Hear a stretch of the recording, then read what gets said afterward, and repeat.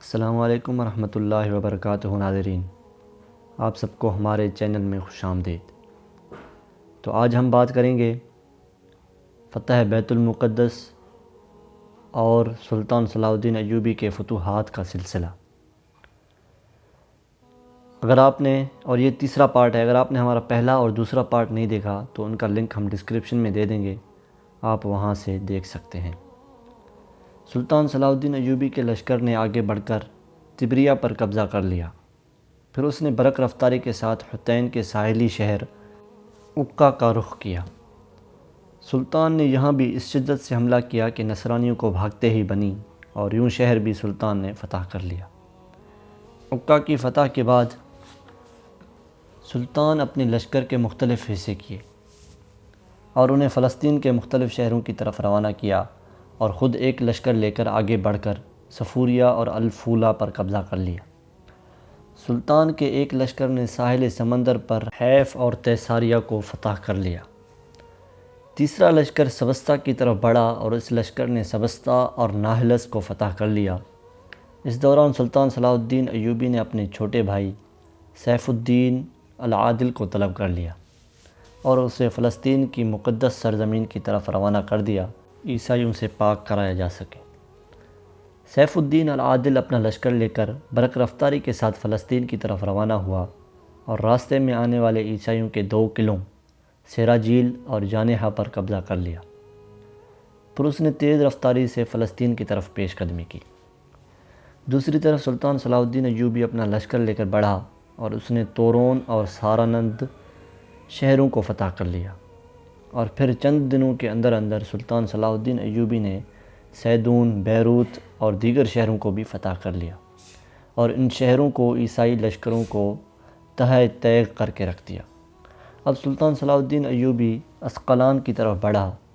اس شہر میں عیسائیوں کا بہت بڑا لشکر تھا۔ سلطان صلاح الدین ایوبی نے آگے بڑھ کر شہر کا محاصرہ کر لیا۔ شہر کے اندر موجود عیسائی مقابلے پر ڈٹ گئے، مگر عیسائی زیادہ دیر سلطان کے لشکر کے آگے ثابت قدم نہ رہ سکے، اور یوں شہر بھی فتح ہو گیا۔ فتح بیت المقدس۔ اب سلطان صلاح الدین ایوبی نے بیت المقدس کو فتح کرنے کا ارادہ باندھ لیا۔ اس نے اپنے لشکر کے ساتھ پیش قدمی شروع کر دی اور بیت المقدس کے قریب پہنچ گیا، اور اس نے فلسطین کے باب داڑو اور باب اسٹیفن کے درمیان پڑاؤ ڈالا۔ عیسائی بھی بیت المقدس کی حفاظت کے لیے جمع ہو گئے۔ سلطان صلاح الدین ایوبی نے فصیل شہر کا جائزہ لیا۔ اسے اندازہ ہو گیا کہ اس نے غلط جگہ پڑاؤ ڈالا ہے۔ اس جگہ پر فصیل سے چلائے گئے تیر اس کے لشکر کو چھل نہیں کر سکتے تھے۔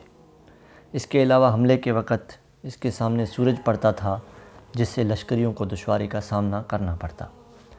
صلاح الدین ایوبی نے 5 دن تک فصیل کا بغور جائزہ لیا، پھر وہ وہاں سے پڑاؤ اٹھا کر مشرق کی سمت بڑھ گیا۔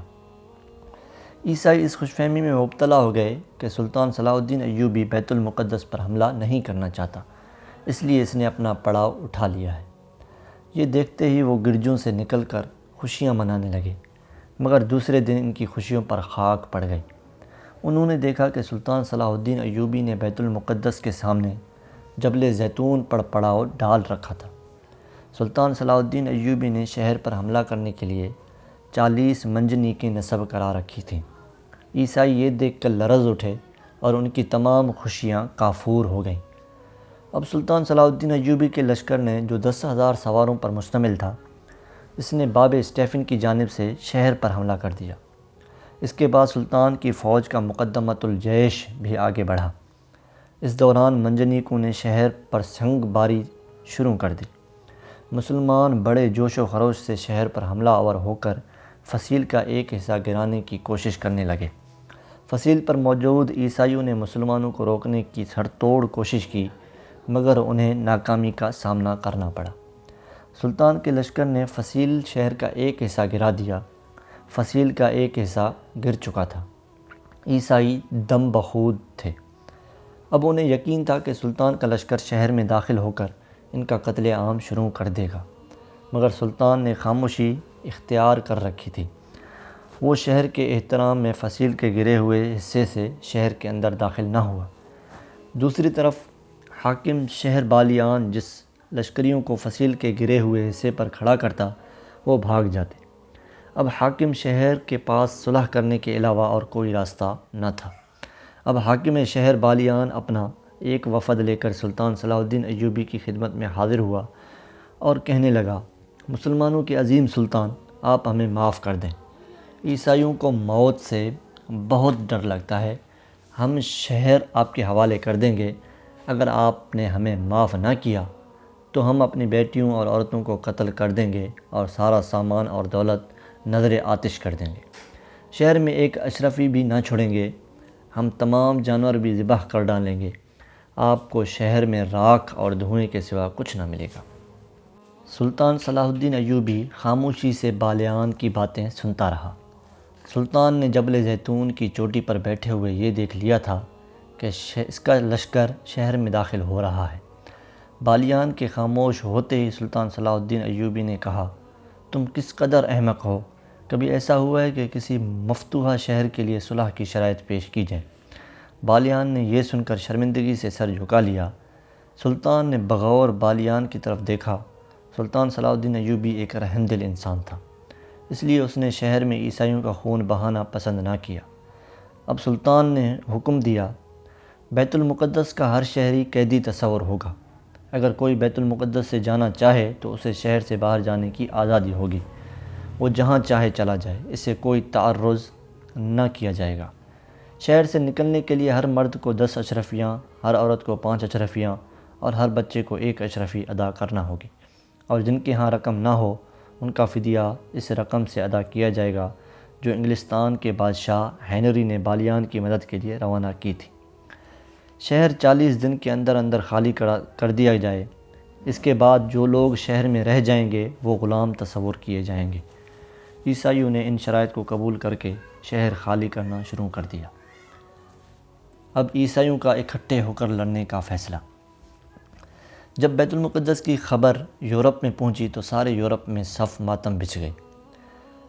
بیت المقدس کی فتح کے بعد سلطان نے صدر شہر کا رخ کیا۔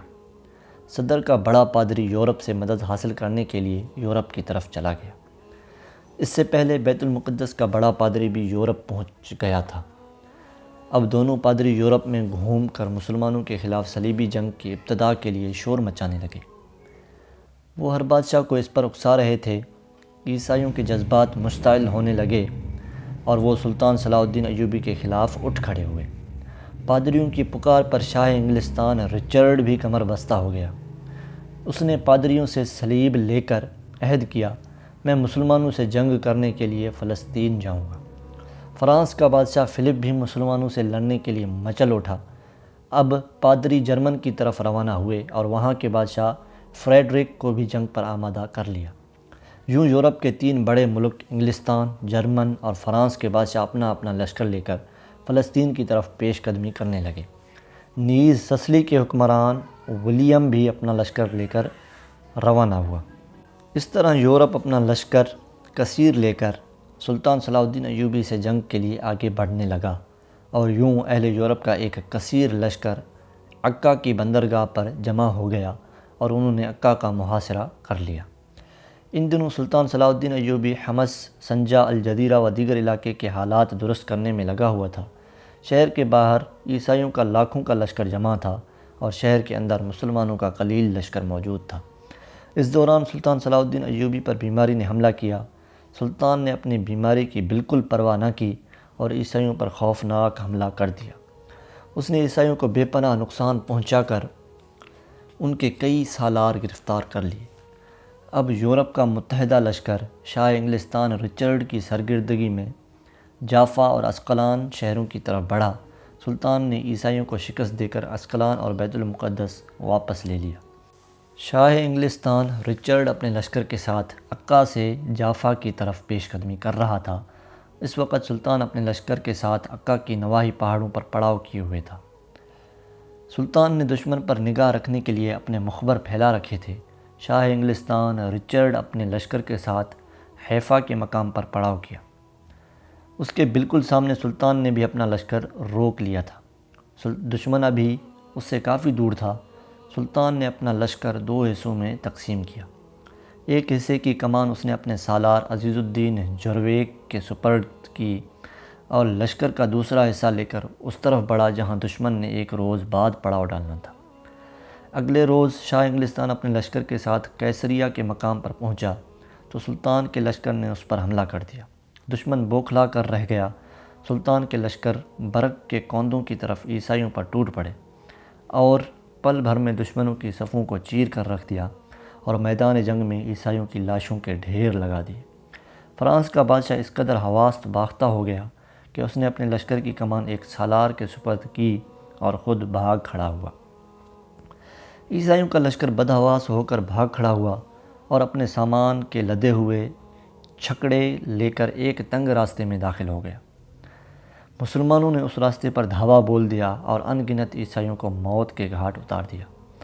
مسلمانوں کا یہ حملہ اس قدر ہولناک تھا کہ شاہ انگلستان رچرڈ بوکھلا اٹھا۔ اس کے لشکر نے درہ عبور کر کے کھلے میدان میں پڑاؤ کیا۔ عیسائیوں کا لشکر اب 3 لاکھ پر مشتمل تھا، جبکہ سلطان کے پاس محض چند ہزار لشکری تھے۔ دشمن کو بے اندازہ نقصان پہنچانے کے بعد سلطان پیچھے ہٹ گیا تاکہ لشکریوں کو آرام کا موقع مل سکے۔ اس نے لشکر کا ایک حصہ آرام کرنے والے لشکر کی حفاظت پر مامور کیا اور خود چند دستے لے کر آگے بڑھا اور ان راستوں کا جائزہ لینے لگا جہاں سے یورپ کے لشکر نے گزرنا تھا۔ آخر اس نے ایک راستے پر اتفاق کر لیا۔ یہ ارسوف کا مقام تھا۔ سلطان نے اس مقام پر عیسائیوں کے لشکر پر حملہ کرنے کا ارادہ باندھ لیا۔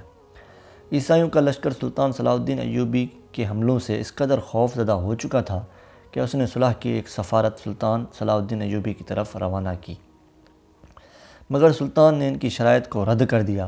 اب جنگ کے سوا کوئی چارہ نہ تھا۔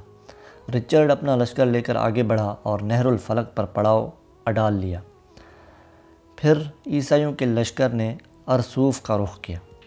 سلطان صلاح الدین ایوبی دشمن کی نقل و حرکت سے بے خبر نہ تھا۔ وہ اپنے لشکر کے ہمراہ ارسوف اور نہر الفلک کے درمیان ڈھلانوں پر گھات لگائے بیٹھا تھا۔ عیسائیوں کے لشکر نے ارسوف میں پہنچ کر ایک رات آرام کیا۔ جب دوسرے دن وہ بیدار ہوا تو ان پر قیامت ٹوٹ پڑی تھی۔ 10,000 ترکوں کا لشکر تیروں، نیزوں اور تلواروں سے لیس اللہ اکبر کی تکبیریں بلند کرتا ان پر ٹوٹ پڑا تھا۔ ترکوں کے بعد افریقہ کے سیاح فام آگے بڑھے اور یوں دونوں لشکروں نے مل کر عیسائیوں کا صفایا کرنا شروع کر دیا۔ عیسائی اس افتاد سے گھبرا اٹھے۔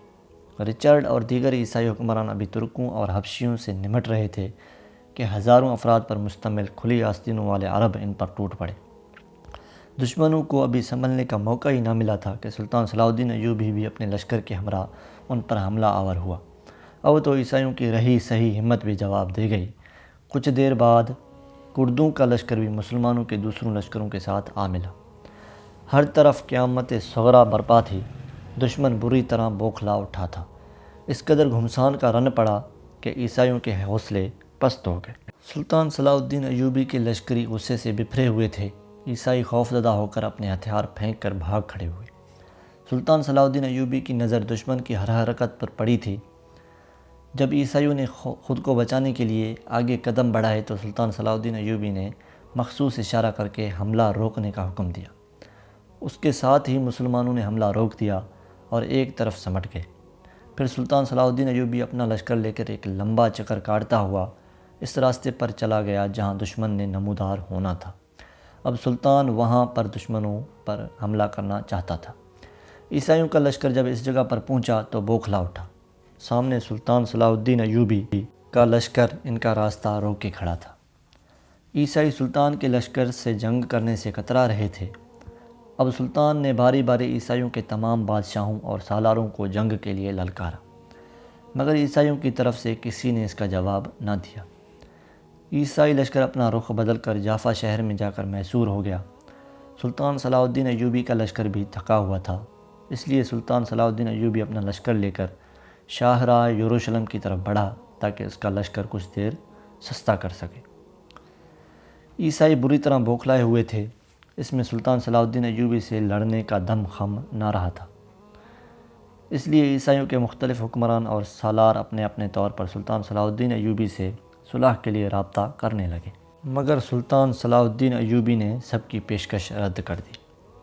وہ عیسائیوں سے جنگ کرنا چاہتا تھا اور انہیں فلسطین سے نکال دینا چاہتا تھا۔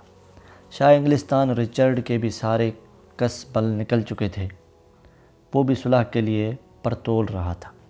چنانچہ اس نے اپنا ایک قاصد سلطان صلاح الدین ایوبی کی خدمت میں روانہ کیا اور سلطان صلاح الدین ایوبی سے یہ درخواست کی بیت المقدس کا علاقہ اسے دے دیا جائے، سلطان نے جنگ حطین میں عیسائیوں کی جو صلیب چھین لی تھی وہ بھی واپس کر دی جائے، یوں صلح ہو جائے گی اور عیسائی واپس چلے جائیں گے۔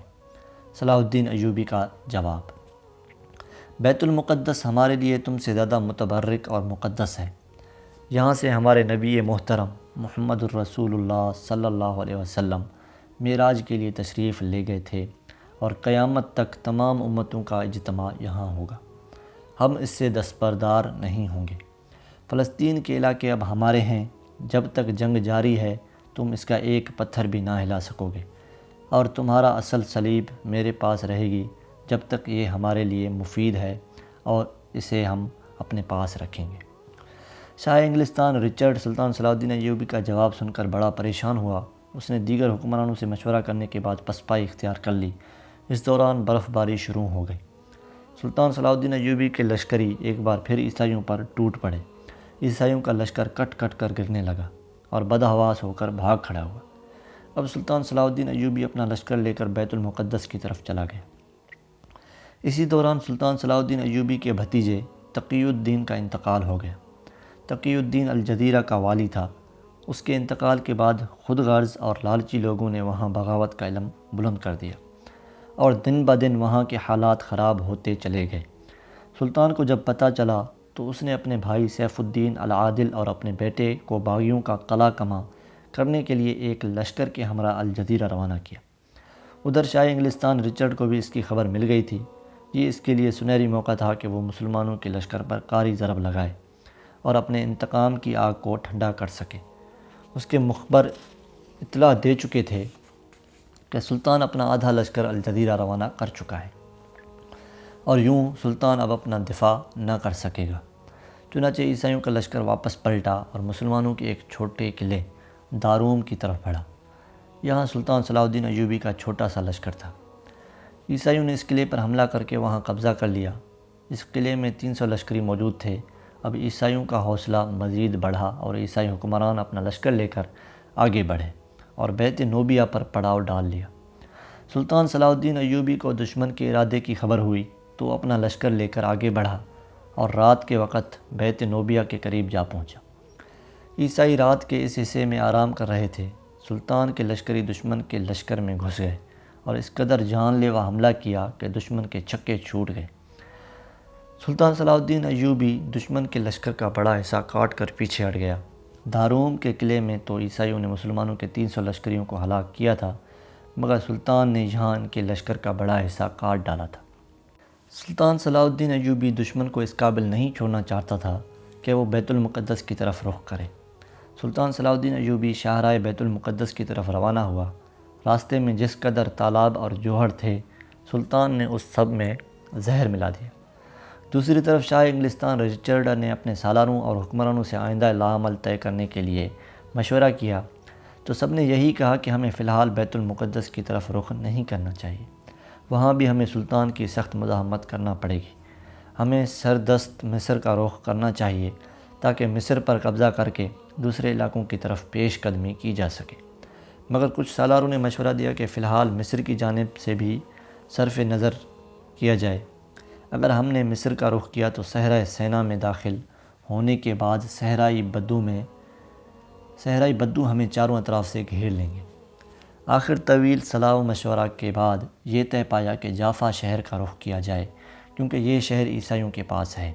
وہاں عیسائیوں کا ایک بہت بڑا لشکر رکھ کر وہاں سے بحری بیڑے سے یورپ روانہ ہو جائیں۔ رچرڈ کو یہ تجویز پسند آئی۔ رچرڈ نے جافا میں ایک بڑا لشکر رکھا اور اپنے بھانجے ہنری کو اس لشکر کا کمانڈر مقرر کیا، اور فلسطین کے جو تھوڑے سے علاقے بچے تھے وہ اس کی عملداری میں دے دیے۔ سلطان صلاح الدین ایوبی کو اس بات کا شدید رنج تھا کہ عیسائیوں نے داروم کے چھوٹے سے قلعے پر حملہ کر کے وہاں کے 300 مسلح جوانوں کو شہید کر دیا۔ سلطان صلاح الدین ایوبی اس بات کو بھولا نہیں تھا وہ اہل یورپ کی داروم کی تباہی کا سبق سکھانا چاہتا تھا۔ اس لیے اس نے جافا شہر کا انتخاب کیا جہاں شاہ انگلستان رچرڈ کا بھانجا ہنری موجود تھا۔ جافا کا لشکر سلطان کے لشکر سے کئی گنا بڑا تھا، مگر سلطان نے اس کی پرواہ نہ کی اور تیزی سے جافا کی طرف پیش قدمی شروع کر دی۔ شاہ انگلستان رچرڈ اور دیگر حکمران عکا کی شہر کی طرف روانہ ہو چکے تھے۔ سلطان نے آگے بڑھ کر جافا کا محاصرہ کر لیا۔ تو دوستو، یہ تھی آج کی ویڈیو۔ اس ویڈیو میں آپ نے بیت المقدس کی فتح کا بخوبی جائزہ لیا۔ آگے بھی جاری ہے انشاءاللہ۔ اس کی ویڈیو کل آئے گی۔ اگر آپ نے ہمارا چینل سبسکرائب نہیں کیا تو برائے مہربانی سبسکرائب کریں۔ اگر ہم سے کوئی مسٹیک ہو جاتی ہے تو ہمیں معاف کر کے ہمیں کومنٹ میں بتا دیجیے گا تاکہ ہم آئندہ یہ غلطی نہ کریں۔ جزاک اللہ خیرا و احسن الجزا۔